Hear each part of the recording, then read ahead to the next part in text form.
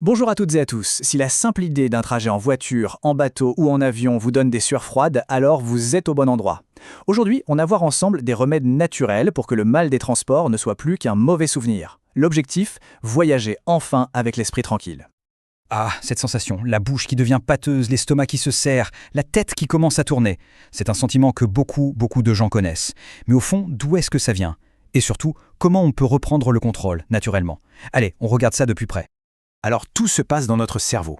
Il faut bien comprendre que le mal des transports, ce n'est pas une maladie. Non, c'est une réaction tout à fait normale du corps face à une situation qu'il ne comprend pas.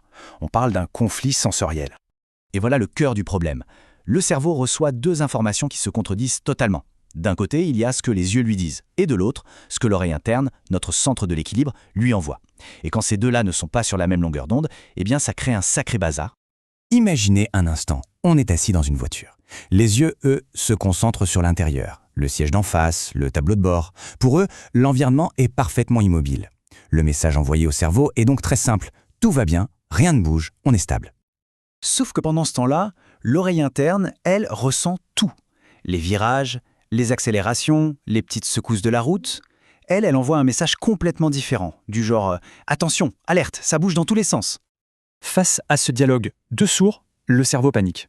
Il se dit « Attends, mes yeux disent que rien ne bouge, mais mon corps dit que si, c'est pas normal ».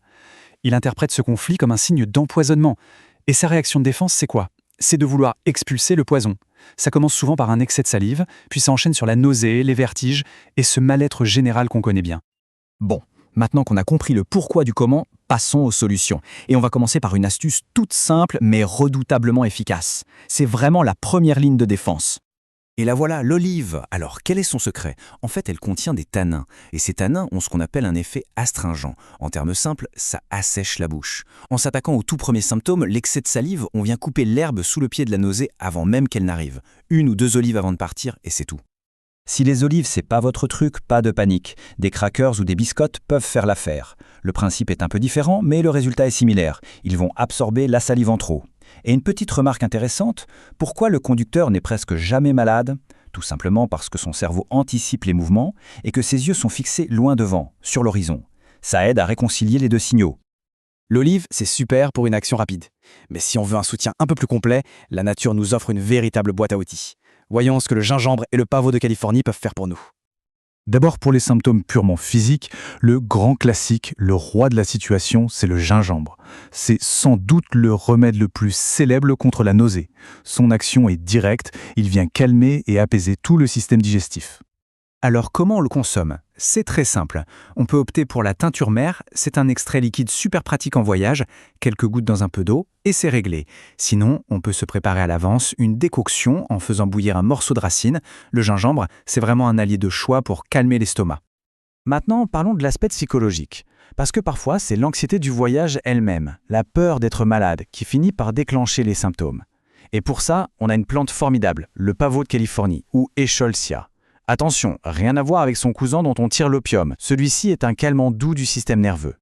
Et là aussi, on a deux options très simples. La teinture mère, toujours aussi pratique, ou alors l'infusion, qui permet de prendre un petit moment pour soi. C'est particulièrement utile pour cette petite boule au ventre avant de prendre l'avion, ou la sensation d'être un peu oppressé en voiture. Ça aide vraiment à relâcher la pression. Ok, donc on a nos olives, notre gingembre, notre pavot de Californie. On a de super outils. Maintenant, l'idée, c'est tout combiner dans une stratégie simple et logique. Mettons en place un vrai plan d'action pour un voyage serein. La clé, c'est de découper le voyage en 3 étapes. L'avant, le pendant et l'après. Si on se prépare bien avant, qu'on gère bien le trajet et qu'on prend le temps de récupérer après, on met vraiment toutes les chances de son côté. C'est une approche globale qui change tout. Concrètement, ça donne quoi? Avant de partir, on mange léger et on prend ses olives ou son gingembre. Pendant le voyage, on s'assure d'avoir de l'air frais, on évite à tout prix de lire ou de fixer un écran et on s'hydrate par petites gorgées. Et une fois arrivé, on fait une petite marche pour se réancrer et on se détend avec une bonne tisane. C'est simple, non? Allez, pour résumer, si on doit retenir 4 points essentiels, ce serait cela. 1. Le mal des transports, c'est une réaction normale du cerveau. 2. L'olive est une solution express géniale pour court-circuiter le processus. 3. Le gingembre s'occupe du physique, le pavot de Californie s'occupe du mental. Et 4. Un plan simple en 3 temps est la meilleure façon de prévenir les problèmes. Finalement, avec ces connaissances et ces outils naturels en poche, la perspective d'un voyage peut complètement changer. Il ne s'agit plus de subir en espérant que ça se passe bien, mais de prendre les devants. Alors, la question est simple. Prêt ou prête à voyager l'esprit enfin serein? Évidemment, il est important de rappeler que toutes ces informations sont partagées à but éducatif. Elles ne remplacent en aucun cas l'avis d'un professionnel de santé. Pour toute question d'ordre médical, il est essentiel de consulter un médecin.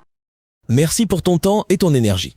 Si ce contenu t'a inspiré, pense à liker, partager et t'abonner à la chaîne.